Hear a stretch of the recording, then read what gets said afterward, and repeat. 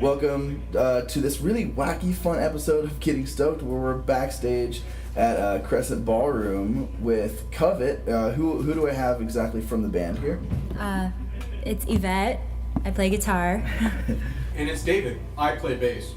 Sweet. This is really okay. So the first thing that I want to ask is, I've seen the guitar that you're holding right now all over the internet, and as soon as I walked in, it was attached to you, and I'm just kind of wondering, what are you playing? Oh, it's a Strandberg's. It's a CL7 model, 7-string, but I got to paint it myself, so I put a bunch of clouds on it. Cloudberg. Yeah, I call it Cloudberg. Yeah, it's a cool guitar. That's amazing. What color was it originally? Just plain wood, and then I just painted it. So, yeah, they finished it and it's all sealed in. That's crazy. Yeah, it's really pretty. Thank you. I noticed there's another. Oh, there's more in the back. That's awesome. So I guess when I listen to your guys' music, the first thing that I kind of wonder is, as far as backgrounds and how you were all trained, because the musicianship is out of this world. Like, it's totally, at least in my opinion, it's like insanely out of this, like virtuoso, amazing. That's very kind. Thank you. What did you get started on instrument-wise? I started on piano when I was 4, and then violin when I was 7. I was just doing classical music at the time, so I guess I was on my way to be like a classical pianist, like most of my family. And then I guess I decided to shift gears to guitar later because I wanted to do something for myself, because I kind of got pushed into that world, and I was like not feeling being forced to doing something. But so I taught myself guitar when I was in college, like around college, end of high school, and then I took off with it, I guess. Well, and now I love piano and violin again. So you like it again? Yeah. She's awesome on all of them too. What about you? That's nice. I started playing bass when I was 16. I'm 27 now. So I started in a jam band, and then I met Forrest Rice, our drummer in Covet, and then Yvette asked me to play in Covet, and I was like, hell yeah. And she's helped make me a hell of a lot better of a bass player. Nice. I've been made a hell of a better of a guitar player just playing in this band, being challenged and pushed. Yeah, I bet. What kind of made you want to start playing guitar? I would go to shows all the time, and I guess I liked rock music in high school, and then I would just go and see people play, and I thought it was really cool, so I was like, I want to do that. Mm-hmm. And then I guess I learned a couple of songs, and I was like, I can write my own music, like, this isn't that hard, I guess. Yeah, totally. And then I started to write stuff, and I like taught myself, so I don't really know what I'm doing ever. But yeah, I guess I like the freedom of teaching yourself something. It's really empowering, like a new skill. Learning a new skill is really empowering. And I also just wanted to have another outlet to write about my emotions, and other than like playing other people's music, which is what I did mostly with piano and violin. Mm-hmm. Got it. Yeah. Have you done any writing on piano and violin, like, since then? Have you gone back and kind of putting your own things on there? Yeah, I just released a piano album. Oh, wow. Okay. Well, it's not released, but it's on its way to be released. And then I put violin on the piano album as well. So. Is that under your name, or is that under Covet? That's under Yvette, my name. Very cool. When is that going to be coming out? I'm hoping Christmas, but a lot of stuff happened where I have to push it back, because when you have like a bunch of projects, especially Covet, it always takes like precedence of everything else. Yeah. So I can't meet my own deadlines sometimes, just because I guess Covet has like a label behind it and like other people waiting for stuff. So it's not like I can go by what I want sometimes. Yeah. But so now, as far as hooking up with, I don't even know if I'm pronouncing it right. Is it Polyphia? Correct. Is that how you say it? Okay. How did you guys get hooked up with them? Well, I started with Yvette. I believe Yvette, either Tim or Yvette reached out to each other. Oh, thank you. Hey, speaking of Tim. Really? Hello. Hey.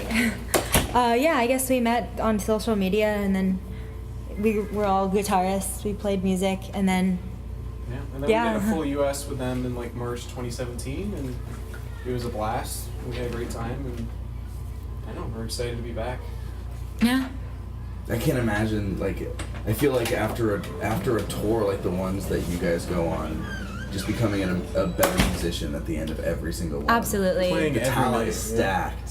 For me, it's like, it's not even about like getting better at guitar. It's like there's so much that goes into playing live and performing. Yep. Everything can go wrong, and things you don't expect in a million years to go wrong will go wrong. So the point is to troubleshoot and know how to recover from it. It's super Yeah. fun, like improv. It's, you know, obviously there's structures to the songs, but a lot of the live performance is highly improvised, so it's very fun and engaging. Yeah, it's definitely like, I think like there's a whole different art to like performing live than there is just like writing music and playing in your bedroom. Yeah, it's And like recording. Yeah. It's like the idea of being not only a musician but also an entertainer. Yeah, and performing is, or not performing, recording is another one where bands will feel Yeah. really confident and like they're ready to go, and then they get into an actual recording studio where they have to multi-track, and suddenly Yeah. all the tells are out. That's what's so amazing is we live in the digital era, and I think talk back to that sometimes, how back in the days when you had to record a tape, it's Like just perfect. amazing the level of musicianship. Yeah, it's people way had. different. You Yeah. can like engineer a record now and like make it perfect, but back then there's a lot of limitations, so you just have to nail it. Mm-hmm. Yeah. I think recording and performing live make you better musicians in totally different ways. Absolutely. Yeah, I feel like recording forces you to be more thoughtful and intentional, whereas live is more like keeping in touch with the emotion of the music. Yeah. Yeah, no, I feel that for sure. I've always liked performing in bands the most. I think Yeah. that was my favorite part. This is my least favorite. Really? It's Yeah. the most stressful, or what? Yeah, because you don't get, because like, I mean, like the songs are kind of like my babies in my heart, and then if something goes wrong live, then I'm like That's the so thing, yeah. disappointed, and it's like you'll never hear the ideal version of what Yeah. you wrote. Like, And we're slowly getting crew that we like working with over time. yeah, And it's amazing how many, like she said, referring back to what she said just a moment ago, there's so many different ways things can fail live. Yeah. And when they fail, it's hard to keep your mind in the music, which is where you want to be. yeah. You want to be able to like translate what's in your head to Yeah. the audience with as little to no buffer. And sometimes weird shit can happen, like sometimes if we get dirty power, her amp will just go bzzz. Yeah. It's like, ah.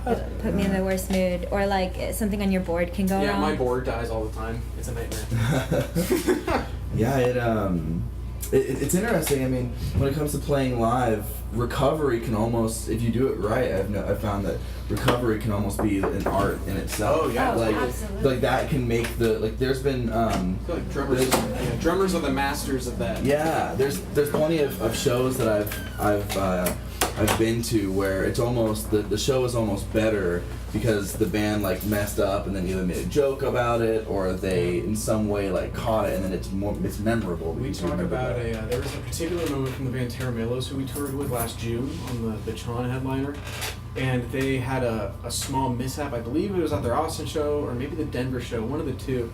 They had like a small mishap on stage, like one of the guitarist's electronics didn't work, and the whole band stopped on a cue. And he's like, "Oop, it's not supposed to do that." And then they just immediately started straight back on it. And that was the only time the entire Wow. tour that happened. So it, to me, I believe it was an authentic moment. Yeah. But yeah, sometimes it can really make. That's crazy. I remember in Denver once, we were all really sick, and then my pedal board crapped out on me, but I was like too sick to feel anything except like just like work mode, so I didn't even like feel anxious about anything. I just like immediately like unplugged it, and then like I dropped out of the song, and then I unplugged my board and plugged direct in, and then I just went back on cue, and I remember everyone was like so stoked about it. But That was like one of your fastest troubleshoots to date too. It's just like no shit, it's getting. I guess I just need to get like 105-degree fever, and then I'll do great. Yeah, the lessons you learn when you're on your deathbed. Yeah. What was the recording process like for the new record? Fun. It was cool. Where'd you guys go? Voodoo Studios in Long Island, New York. Very cool. Is that? Oh yeah, I should probably ask. Where are you guys from? We're from San Jose, California. Me and David, and then our drummer lives in Rancho Cucamonga, but he drives down to practice with us. And Okay, got it. one So, tour. so what made you guys go all the way to New York to record? Well, I heard about Mike because he recorded a lot of like my friends' bands' albums, like Tides of Man. He worked with them, and then Mike Watts. Mike Watts, yeah, and that place. I just like their philosophy of not making anything fake. Like they want it to they don't want to do anything you can't do live. Yeah. And they want the tones to be organic and warm versus like a lot of, I think, music in our genre, the tones are kind of more processed sounding and sterile. And I liked his philosophy, so. That's one of my favorite things about our new record in terms of sounds is Yvette's guitar is so much warmer, Yeah. and more lush in terms of use of modulation and gain. And she obviously made a couple really cool choices for that, but Mike also really helped bring out a lot of like, fatness in the sound.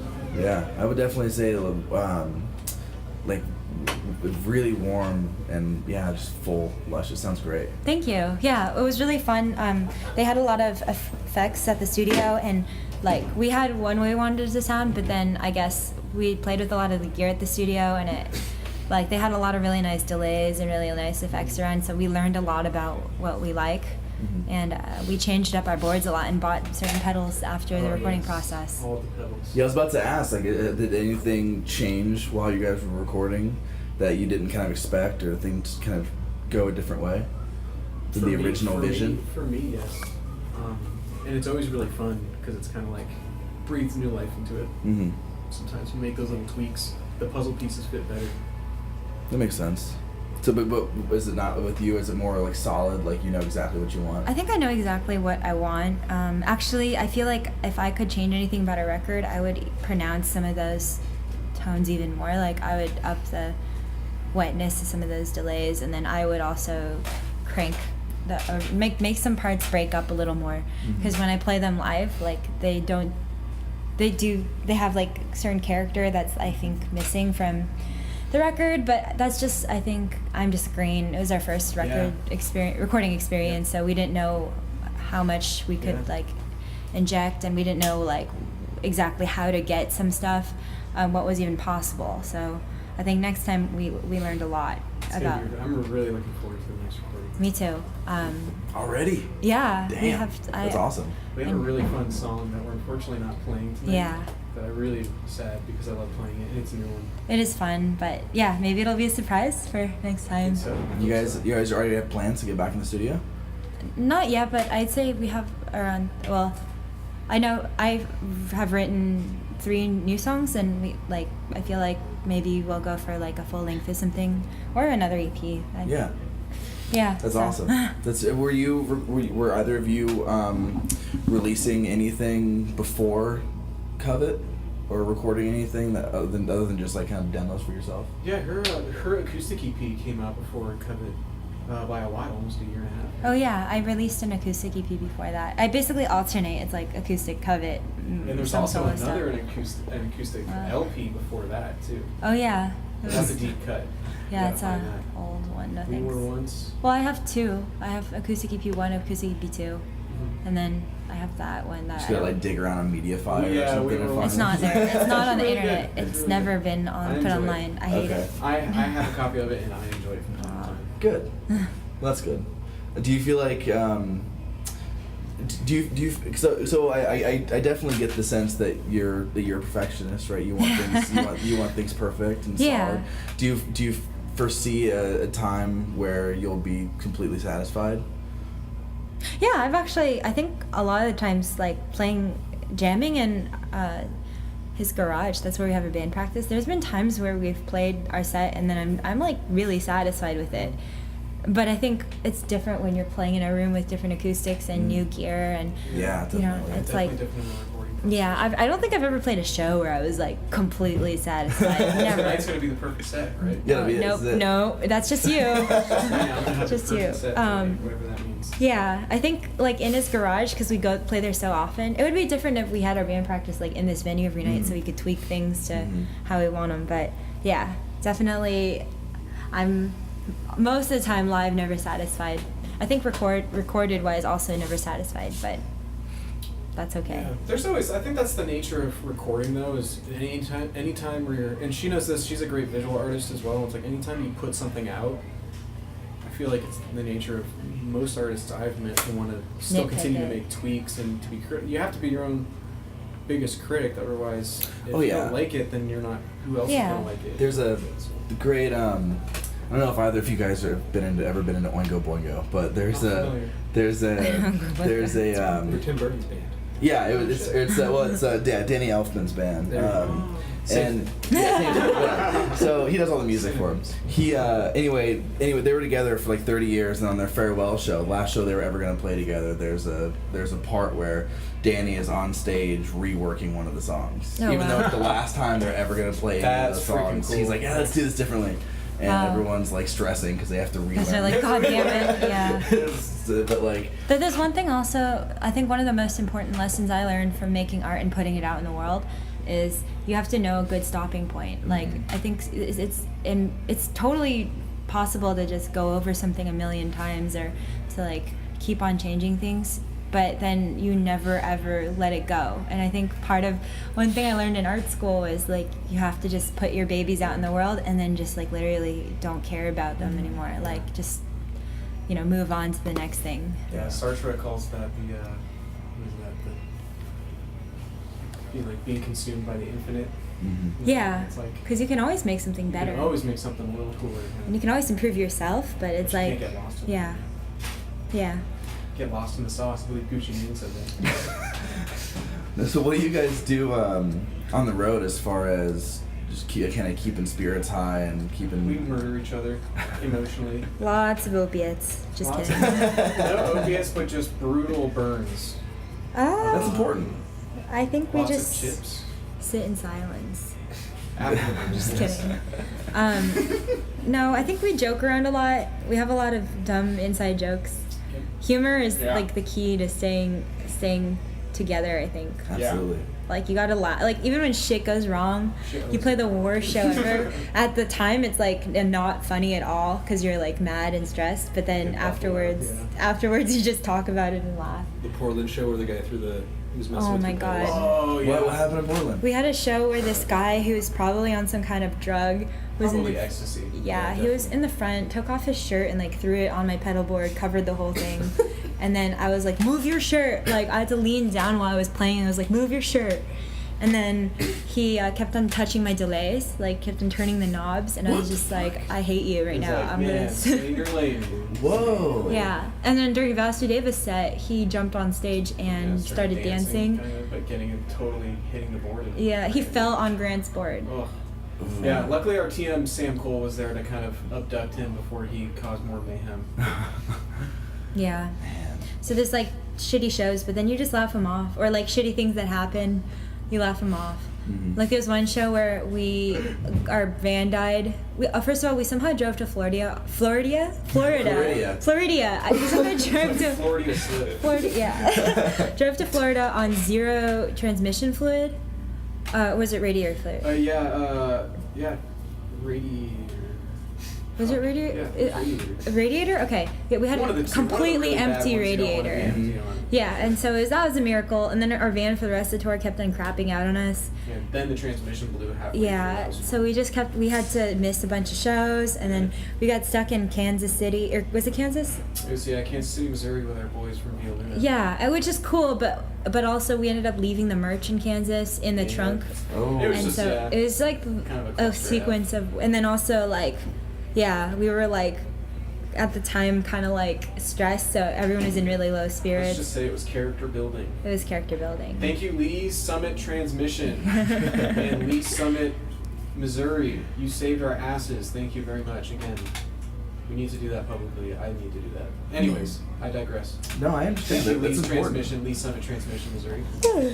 So are you guys in a van this time around as well? Yeah, Sir. in a van. We somehow packed all of our merch and gear in the back. Nice. Yeah, it's actually our drummer's van. He's saving our booties. And like Yvette said, we got everything in there, and it's literally all I've been talking about the last 24 hours. It has this pretty bitchin' roof rack, if I'm allowed to speak some French. Yeah. And we normally have to use that, but this time we haven't. So I'm really stoked to keep all the stuff out of the elements. Yeah.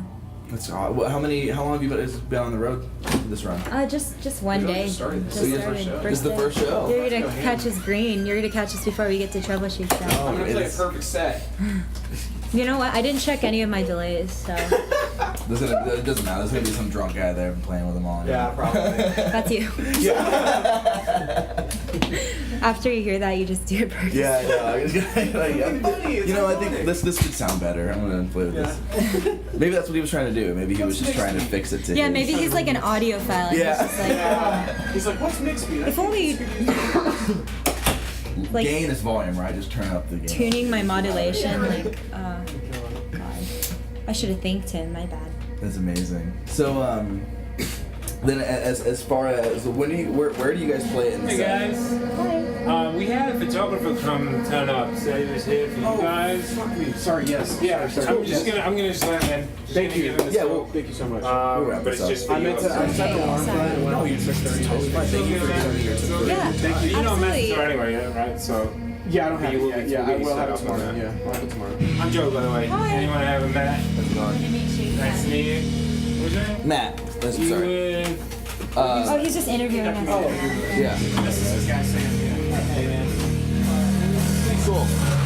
So, I'll let you guys. I don't know about that. I'm gonna. Sorry. No, you're good. No, of course. I'll let you guys get back to what you're doing. Like, thank you so much for hanging out and talking to me. This is like, I really Yeah, appreciate it. absolutely. I hope you can like edit. Oh yeah, no, it'll be great. I'm not even worried about it. Holy Fawn, who literally the singer of that band is a really good friend of mine, and the Ryan.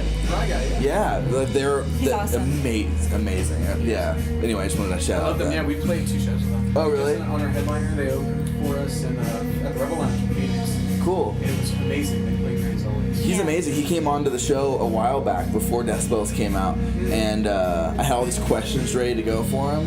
And then within 5 minutes, we were talking about lucid dreaming, and we just like fell down this crazy rabbit hole. That would happen. Yeah, he's great. I feel like you probably great. had some of those interviews, right? Where you just kinda Usually our interviews go to like go south real fast. Like, Oh no.